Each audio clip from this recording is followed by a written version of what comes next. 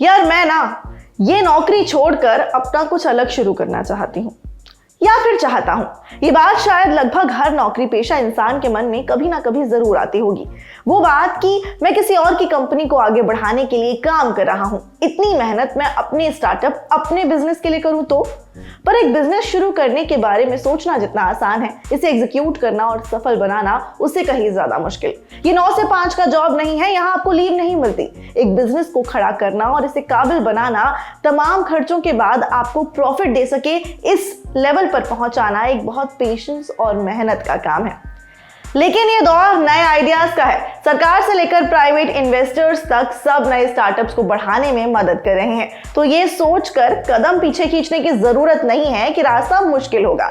नमस्कार, मेरा नाम है मानसी और आप देखना शुरू कर चुके हैं रंगरूट शो, जहां आज बात करेंगे एक बिजनेस शुरू करने के लिए क्या क्या जरूरी स्टेप्स हैं इस मसले पर।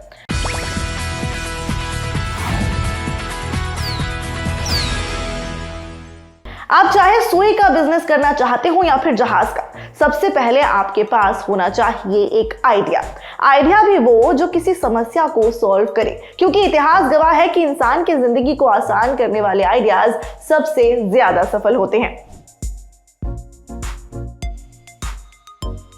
अब आइडिया तो है ये है, इसके साथ साथ आपके पास इसे एग्जीक्यूट करने के लिए एक प्लान भी होना चाहिए। जब ये दोनों हो तब बारी आती है प्लान को एक्शन में लाने की, और इसके लिए चाहिए होता है पैसा।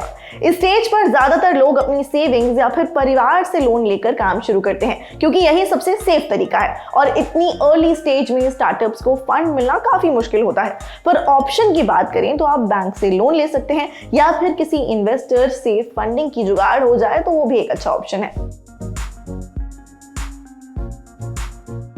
बिजनेस की शुरुआत के पहले आपको यह समझना होगा कि आपके ग्राहक कौन है, कौन आपके प्रोडक्ट या फिर सर्विस को खरीदना चाहेगा। इसे मार्केट रिसर्च कहते हैं। जैसे मान लीजिए कि आप एक कैब सर्विस वाला स्टार्टअप शुरू कर रहे हैं, तो आप जिस शहर में ये स्टार्टअप शुरू करने का सोच रहे हैं वहां के पोटेंशियल ग्राहकों और अपने मार्केट पर आपको रिसर्च करनी होगी। आप मोटे तौर पर पता करेंगे कि कितने लोग हैं उस शहर में जिनके पास खुद की गाड़ी नहीं है और वो कहीं आने जाने के लिए कैब यूज कर सकते हैं। क्या आप जिस शहर में ये सर्विस शुरू कर रहे हैं वहां इस तरह के और भी सर्विस प्रोवाइडर्स हैं या फिर नहीं? अगर है तो कितने, और उनकी मार्केट पर साख कैसी है? क्या इस कंपटीशन के बीच आप अपनी जगह बना पाएंगे? क्या ये मुमकिन होगा? और अगर होगा तो इसके लिए आपको क्या करना होगा? कंपटीशन से सस्ते रेट्स, बेहतर कार, ज्यादा वेटिंग पीरियड, शेयर्ड कैब की सुविधा, साम दाम दंड भेद, जो कुछ भी आपकी कंपनी को स्थापित करने के लिए जरूरी है वो इस मार्केट रिसर्च वाले फेज में आपको फिगर आउट करना होगा। नेटफ्लिक्स पर राजकुमार राव की एक फिल्म है मेड इन चाइना। इसमें राजकुमार राव को अपने प्रोडक्ट के लिए बड़ी सही मार्केट रिसर्च करते हुए दिखाया गया है। शुरुआत में आप कम इन्वेस्टमेंट के साथ छोटे स्केल पर अपना प्रोडक्ट या फिर सर्विस लॉन्च करेंगे, इसकी मार्केटिंग करेंगे। कई बार इसके मुफ्त, सैंपल, फ्री सर्विस जैसे लोक लुभावने वादे कर उन्हें पूरा भी करना होगा। इसे ब्रांड एस्टैब्लिशमेंट कहते हैं। सीरीज सास बहू और अचार प्राइवेट लिमिटेड में इस ब्रांड एस्टैब्लिशमेंट वाले फंडे को मस्त तरह से दिखाया गया है। रातों रात लोगों के घर के बाहर अचार का बिजनेस करने वाली सुमन फ्री अचार के डब्बे रख जाती है और सुबह तक वंडर अचार का बज़ क्रिएट हो जाता है।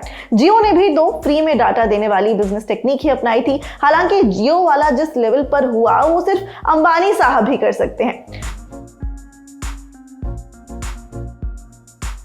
ब्रांड को स्थापित करने के साथ ही आपको अब कंपनी चलाने के लिए फंड लाने की जरूरत होगी। इसके लिए काम आप आइडिया के स्टेज से ही शुरू कर दें तो और बेहतर होगा।